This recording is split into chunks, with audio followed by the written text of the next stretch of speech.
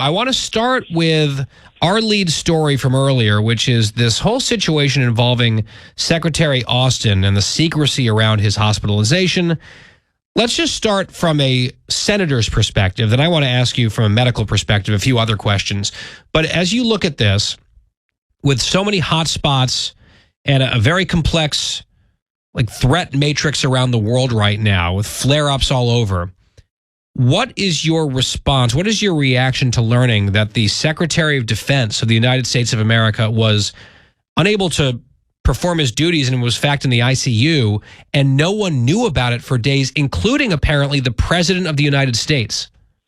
Well, Guy, this couldn't be more concerning to someone like myself. The medical profession, I delivered a baby every day for over 25 years, and if I wasn't going to be there, if I was unavailable, I had to for darn sure make sure someone else was available. And I think that this is wrong. And what's really concerning is it sounds like that he was even deceitful about it, that he told people, the secretary told people that he was going to be working from home. And then the number two person is off the mainland. They're in Puerto Rico. And in my view, with 120 attacks on Americans since October the 7th, 120 attacks on Americans, we need a person that can go to the Pentagon in a moment's notice and sit down with the Pentagon to say, what's our next strategy? I understand you can do some things by phone, but when it's really critical issues, I think I want to look across the desk, look a person in the eye and say, what are my options? So I think that he put the country at great risk. I hate to judge him without his day in court. I'm still waiting for some more responses. But if this is all true, then I think he should probably offer his letter of resignation. But it's a poor time to do that. It's just a horrible time for us to be trying to find another Secretary of Defense at that short notice. Couple reactions to that. You're talking about the number two. Her name is Kathleen Hicks. She's the Deputy Secretary of Defense. She was on vacation. She was in Puerto Rico, as you said. And based on the reporting that has been pieced together, at some point they got a hold of her and said, hey, look, some of these responsibilities, some of these authorities from the secretary are now yours. And she said, okay. It doesn't sound like they called her back to Washington. And in fairness to her, because I've heard now from several people, she's a serious person. And if perhaps she had known what was going on, she would have insisted on coming back. But she didn't know. She didn't know for days, even after she got that heads up. The reason being that the secretary was, for a time, in the ICU? I mean, that is a pretty extraordinary set of circumstances. And look, my reaction was similar to yours, saying, given the judgment, given the dishonesty, given the abuse, I would say, the disrespect for the chain of command, including the president, all of that combined could very much lead, under normal circumstances, to growing calls for a resignation. But today, that's all been shot down. The White House says that he's not going anywhere. The Pentagon says he's not going anywhere. And we learned earlier that President Biden saying if he were to offer a resignation, that would not be accepted. It seems like they're just going to let this whole thing slide and hope that the news cycle moves on. Yeah, and I think that's what who this White House is. Look, Joe Biden doesn't know where he is half of the time. So why would he care where his Secretary of Defense is? I think that this is a huge problem with this White House. This is very consistent with their incompetence. And I think just that they're being so underwhelmed with the gravity of the situation. Gosh, I just hate that. I really think that military experience is so valuable. If you're the president of the United States or a senator, I rely on my military experiences so often. But I just think that this is a much higher gravity of a situation than the White House is letting on here. Again, I just couldn't imagine telling a mom in labor, oh, hey, I forgot to check out to my partner and no one showed up to deliver your baby. And this is a million times worse than that. You know, millions of lives at risk. This is unacceptable. Well, I just can't imagine the secretary having one of his generals doing what just happened. What would he do to that general that was in the same situation? Say, hey, I know you're supposed to be minding the fort here, but you checked out and you didn't give that responsibility to somebody else. This is gross negligence as far as I'm concerned. And they were dishonest, which also shows that they knew this was a problem and they were actively trying to cover it up. It really does make it worse. And as I've said a few different times, if they weren't going to fire a single person over Afghanistan, it makes sense that they would do zero accountability here, but I think people need to pay attention. I think there's now a lack of trust and judgment problem with the Secretary of Defense. And I think that that has reverberations within the chain of command. And also, it should be just another data point that voters consider. Now, Senator, I want to ask you from the perspective of being a doctor. I don't like to sit here and speculate about someone else's health. As I've said, we are wishing the best for him, full recovery, all of that. But they are still being very close-lipped about everything. Said, oh, we're going to do better. We commit to being better on transparency.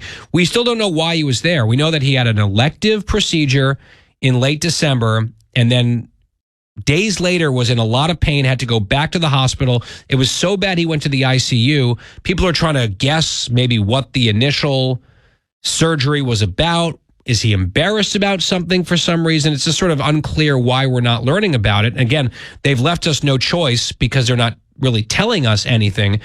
But one of the things I'm curious about is when there's someone in the ICU, and I asked Dr. Mark Siegel about this on TV yesterday as well, when someone has been admitted to the ICU, that is obviously just by virtue of the name of the place, the intensive care unit, that's not someone typically who's going to be working from home or really able to fulfill key responsibilities. ICU is a dangerous place, right? Would you consider that an incapacitation if someone is in the ICU?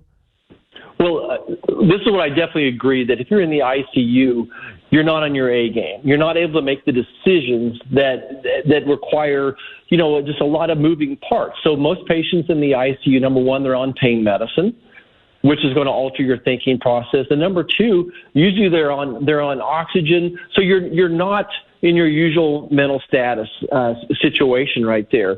And then you're just so worried about your own body and your own situation, it really clouds your vision and decision-making process. Your priorities change. Yeah, you wouldn't go in there and ask them to change their will, right? A person's in the ICU and you show up and say, hey, let's change your will here, or let's sell your house here while you're in the ICU. And again, the decisions the Secretary of Defense has to make are, just orders of magnitude larger than that. So it's not a good place to be. Absolutely, when you're in the hospital, when you're in the ICU, you should have everything checked out with your next person in command. And I don't think that again, I don't want to bring fault to the number two person, but they should have been shuffling back towards Washington, D.C. Who's the number three person? I don't know. And especially when you have a White House that's so weak on foreign policy, has very minimal understanding of how the military works. That president, the White House, very dependent on the Secretary of Defense. I think we were really vulnerable for those 3 or 4 days. Senator, on another subject, I mentioned in the last segment that Secretary Mayorkas at DHS, he's back down at the border. There's this impeachment process going forward in the House, and he's back down to the southern border to take a look at it. And I just don't really see the point of him going there again, because it's just been the same, horror show for years now. We know exactly why this is happening. His policies are responsible for it. His showing up and furrowing his brow isn't going to make any difference, but I guess just for optics and PR, that's what he's doing with this process moving forward in the House against him. What do you make of the job that he has done so far and the House effort to remove him? Well, he certainly is derelict in his duties. That's why last April we introduced a resolution, a vote of no confidence. Now, recall that the impeachment process has to start on the House side, but we introduced this resolution last April, a vote of no confidence on Secretary Mayorkas. And tomorrow we're going to go on the Senate floor and give the Democrats an opportunity to join us in that vote of no confidence. So we certainly commend the House for what they're doing. They need to proceed as soon as possible. We need to fire Mayorkas tomorrow. We need to fire Joe Biden in 300 days. So on this vote of no confidence, obviously that has different meanings in different systems. A vote of no confidence in a prime minister, for example, in the UK would topple a government. This would be more symbolic in the U.S. Senate. You guys are in the minority, narrowly. They still got, Bob Menendez floating around, for example, because they're clinging to this tiny majority. The Democrats are. So you don't really control the floor. Are you confident you're actually going to get a vote? Can you force a vote on something like this, a symbolic resolution, vote of no confidence? So what we can do is we are going to force a live unanimous consent.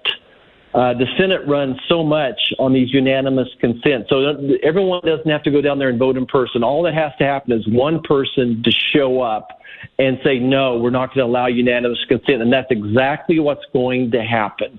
So the Democrats will send their representative, their one person, to go down and shoot this down. But I still think it gives America a flavor that the Democrats are perfectly fine with having 10 million people cross our border in the last 3 years, that 1.7 million got away. So we will force this unanimous consent vote tomorrow. They will come down and shoot it down. But at least we've done something. We're trying, and hopefully it raises the level of awareness, and it lets our friends on the House side know that Republicans over here at least are supporting them. Yeah, and the other thing is, it is a good question for any number of these Democrats. I mean, you've got even John Fetterman, your colleague from Pennsylvania, with whom I disagree on almost everything. I've not been a fan of his. I've definitely admired the way he's handled the Israel situation. He's really ticking off some of his allies on the left, and he clearly doesn't care. He's saying it anyway, which is great.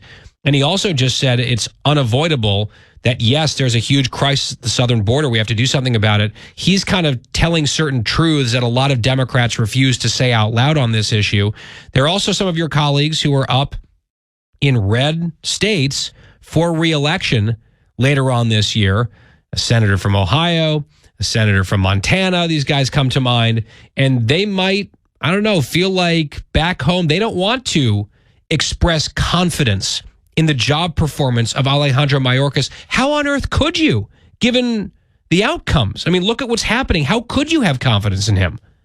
Yeah, I don't know how the president sleeps at night. I don't know how the secretary of DHS sleeps at night either, when we're losing 300 Americans every day to fentanyl poisoning. We've lost 300 Americans under Joe Biden to fentanyl and opioid poisoning. 300,000. I mean, my goodness. So I don't know how they sleep at night.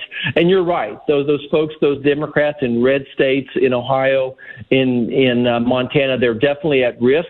And why don't they come down and join us? They could come down, and even though they don't, they could come down and speak in favor of our unanimous consent. And that's a great idea. We may actually invite them to come down and speak. Maybe we can get Senator Fetterman to come down and speak in favor of our unanimous consent. Yeah, that's a good idea. And if they refuse, by the way, then that's also interesting. You know, Bob Casey, who never does anything in Pennsylvania, does he have confidence in the job performance of Alejandro Mayorkas? I think these are questions a lot of these guys and gals should be forced to answer. And it starts with putting the question to them, which almost never happens.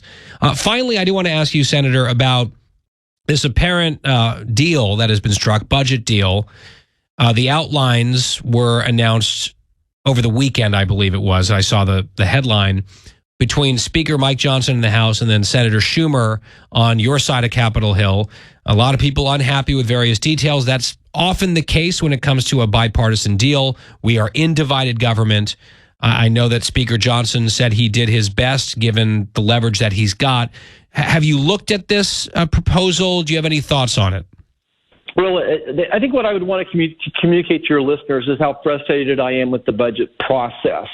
And now we're haggling over $70 billion, which is a lot of money. My frustration is this. Just remember, we only get to vote on about a fourth of the money that the federal government spends. This is discretionary spending. Everything else is mandatory. So what we're fighting over now is this 1/4 of the federal budget. The budget process, the Budget Act of 1974 states that what they accomplished this week, we should have accomplished in April of last year. That we just ignore the laws of the land as it is when we go through the budget process. So we need to come back and put some teeth on the process.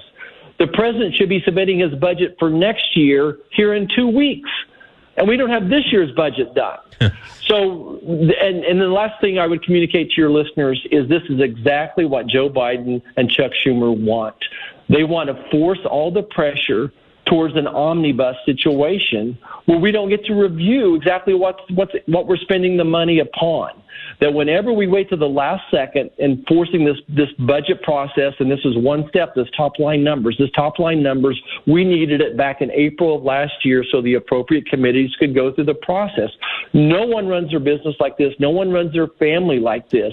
So we're trying to go back and put some teeth to this Budget Act in 1974 so we hit these deadlines so we can have a more uniform process. Yeah.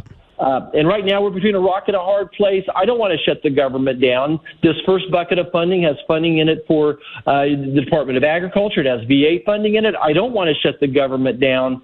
So we're going to have to take a close look at it and try to put Humpty Dumpty back together. Yeah, here it's just madness that this is how Washington runs, and it's not just recently; it's now been years. I mean, various forms of this dysfunction has become the new normal, and it is, as you said, not the way anyone else could ever operate or would ever operate, except, of course, the federal government. Senator Roger Marshall of Kansas, a Republican, our guest on the show. Really appreciate your time, sir. We'll talk again soon. Thanks so much.